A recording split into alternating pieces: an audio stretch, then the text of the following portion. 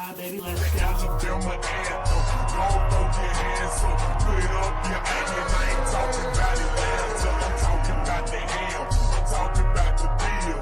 A-L-A-B-A-M-A. This what I live. Alabama where I was born. Alabama where I'm from. Alabama anthem. Don't throw your hands up. Put up your onion. I ain't talking about Atlanta. I'm talking about the ham. I'm talking about the deal. A-L-A-B-A-M-A. This what I live. Alabama where I was born. Alabama. I mean, you got to admit, right? It's a good song. It's a good intro. And it's a great team. It's Alabama. What's going on, everybody? Christian Ballard of Ballard Sports Media coming at you with Tidal Wave Talk, the 9th week of the college football season, 9th edition, or 8th technically, because we took last week off for a bye week for the Crimson Tide. So, but we're back at it. LSU hosting us, hosting the Tide at Tiger Stadium, week 9 of the college football season, the top 15 matchup. Hope everyone's doing good. Do me a favor, hit that thumbs up, hit that subscribe button. I hope you guys can hear the audio good. I hope the video's okay because it looks like it's a little slow on my end. But we got week 9 of the college football season, number 6 and number 15. The initial college football playoff rankings were released this week, and we got a top 15 matchup. Both of these teams still very much alive for the SEC West, possibly the playoffs. I know LSU's got a couple losses, but if they play their cards right and you look at it and they win the West, if they upset Alabama and they win out, they will win the West. And then they go to Atlanta to play Georgia or Tennessee, which we already looked at that game this weekend. Like I'm saying here, the SEC West is on the line? Question marks? Maybe. We'll see. Let's take a dive into this game here real quick. Pull this up, put it on the screen. Alabama with a 76.4% chance to win, according to the ESPN FPI predictor, leaving LSU with a 23.6. You round that to 24 percent chance to win the game. I forgot to make a banner for the spread. I know I like to do that, but if you look here and read it, the spread is 13.5 in favor of the Crimson Tide. Then the over-under is 56.5. Alabama is scoring 43 points a game, allowing 16. Not too shabby. LSU is scoring 35, a little bit low, but giving up 21 points a game. I will say this. Historically, when these teams have met, it's been very competitive. It's been amazing. It's been a great showdown, especially in the Nick Saban era. I do like the Brian Kelly hire of LSU. I think that they are having a pretty good first year for them, coming back a little bit, a rocky start, but they're doing okay. I think big things of Brian Kelly. I think that there's a lot to look forward to if you're an LSU fan. I think there's a lot in recruiting. I think there's a lot in terms of competing for the SEC West. I mean, they found a way to win a title, and you can say whatever you want to about the coordinators. They found a way to win it with Ed Ogeron.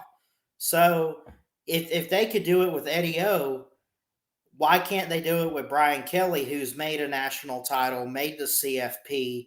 2 times Notre Dame's made it in. So why not, make and possibly someday win a championship with Brian Kelly? In fact, I predicted, when they hired him that he probably could, within the next few years, get a championship for LSU. I think that he's that kind of coach. I think he's got that mind on defense. I think that LSU recruits greatly on both sides of the ball. And I know we're getting off track here, but I really think there's some big things ahead for the LSU Tigers. But focusing on this year, and I apologize too. It's number it's actually number 10 LSU. I thought it was 15. I apologize. So it's a top, not 15, a top 10 matchup. So my apologies for that. I'll have to fix the title and we'll make sure it says number 10 LSU Tigers. But diving into this game here, first thing that jumps out to me is the quarterbacks, obviously. You got the reigning Heisman Trophy winner in Bryce Young. He's looked phenomenal yet again. You also got a transfer from Arizona State at LSU and Jaden Daniels, who I think's had a pretty interesting year. 12 touchdowns, 1 interception, over 1,000 yards throwing. He's 165 of 236. He's also the lead rusher with 113 carries. They love to use him as a dual threat guy. That's what he is. He runs the ball a little bit more than he does throw it. Most of the time, 524 yards. He's got 9 rushing touchdowns. Incredible stats. They got Malik Neighbors, who's their lead receiver at LSU, 36 receptions, 455 yards and a touchdown. Alabama's lead receiver is Ja'Cory Brooks, who's got 21 receptions, not as many as Malik Neighbors, 376 yards. Again, not as much as Malik Neighbors, but he does lead over Neighbors in touchdowns at 4. So Alabama is just I think it's one of those where Alabama's just better on the scoring part of the offense. LSU's more in the yardage. Alabama just finds more ways to put points up on the board after drives, and LSU can put big numbers up, but they got to have a good red zone offense, I think, and kind of pick it up there, my personal opinion. I do think they put some points up in this game. I hope it's a close one. Well, I don't know. I'm kind of tired of the close games for Alabama this year. I want Alabama to get back to playing Alabama football and just getting back to fundamental style football, playing and focusing on the process, which Nick Saban set as the standard in Tuscaloosa. You know, playing with resiliency, mental toughness, discipline, consistency. I mean, I could go down the list. I just want to see Alabama play Alabama football. And, you know, I think that they will in this game. I think that the Mississippi State game, they looked okay. A good way to bounce back after a loss to Tennessee. But having a bye week, especially for the Crimson Tide, helps you get propelled and re-energized, refocused. It means more practice. And, you know, it's a time in the season to take time off and sit back and evaluate the past few weeks and how the season's gone so far. And it gives you more time to prepare too.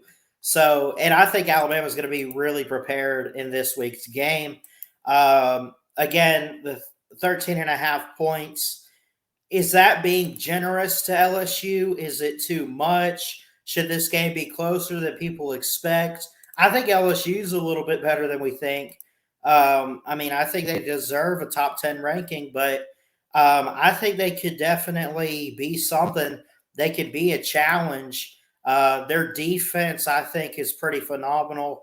And I know they haven't really played the best of competition, much like Alabama, you know, is the same way.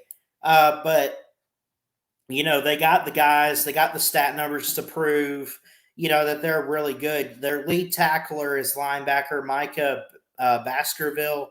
He also leads the team with 1 interception. Watch him. Watch Greg Penn III, Harold Perkins Jr., I would watch the back end with Makai Wingo and Greg Brooks, Jay Ward. Um, Makai Wingo, I just mentioned, he's actually a defensive lineman. I got carried away there, and I apologize. He's got 2 sacks on the year. That's pretty good. So, see, and they got guys coming back like BJ Ojulari. See, here's the thing about LSU. I think they got the defense to where they do kind of give Alabama some challenges, but I think Alabama is still going to go out there and find ways to create open space with the receivers um, and create big plays downfield on LSU's secondary. I think Jahmyr Gibbs could have a good run game. I think it really all depends on how is the Alabama offensive line going to pan out? Is it going to be like the Texas game, or is it going to be like some of the other games we've had where it does show up and it allows Bryce Young to have time to extend the play and have good coverage? You you don't know what you're getting week in and week out going into Alabama games with the offensive line, and I think that's always going to be the question mark, at least for this season, until we truly see some good consistency instead of this up and down nonsense. Um, I I like Alabama in this game. I like them to win it. We'll get to that in a second, but overall, I think this could be a really good matchup, and um, maybe it's better than what people think. I think people are looking at this matchup saying it's not going to look like it's top 10. It's not going to be pretty. And to a certain extent, I kind of agree. But I think it's going to be one of those games where it looks worse on paper. I know I talk about that a lot. What I mean by that is the score doesn't indicate how the teams performed, even though you perform well enough, you'll have a good score. At the same time, you can always play really, really good and just have one or two issues that hold you back from finishing the game like you are supposed to. So, with that being said, let's get into our prediction.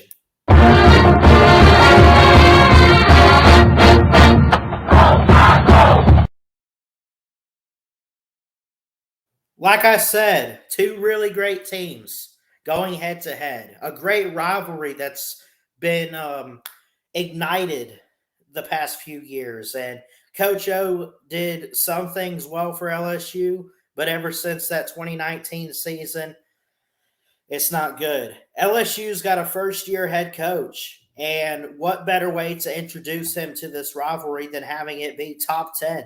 I want to give a special shout out to, and we're working on getting scheduled, and maybe we'll do a live stream and answer some questions for this particular game. But I want to give a shout out to my man Goose Sports. Nothing but love and respect to you. No hatred really for LSU. I can't really find much hate for LSU. I think they're a pretty good program. I think they've always had good football, and they're just fun to watch, honestly, in my opinion. So I'll leave it at that. As far as picking this game, do you take the spread? Do you take the points with Alabama? If you take the points with Alabama, they should win by at least 2 touchdowns. If you're not going to take them, you're obviously going to take LSU, and you think that either LSU will win by that much or they can keep it close. So I think this is going to be something. Man, I'm going to take Alabama in the points. I really believe, and maybe I'm crazy, call me crazy. There's a lot of people right now that are doubting Alabama and the Crimson Tide. I have argued on Facebook, on Twitter, on Instagram, all over social media with other fan bases. And I get it. I understand it. Maybe Alabama hasn't looked like a dominant team all year long. Maybe they've had some bumps in the road. Maybe they've lost a game.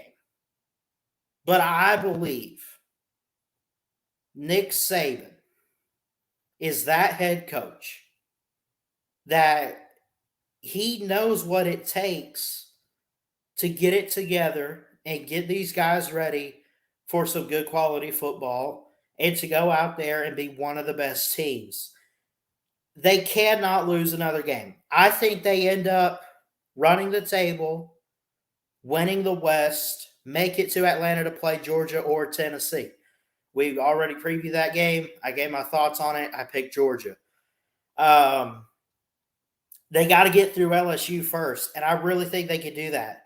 I think that there's basically, to put it in Saban's terms, there's a lot of yummy rat poison out there right now that we could just eat up, chew it out, or chew it up, spit it out, all that good stuff, man.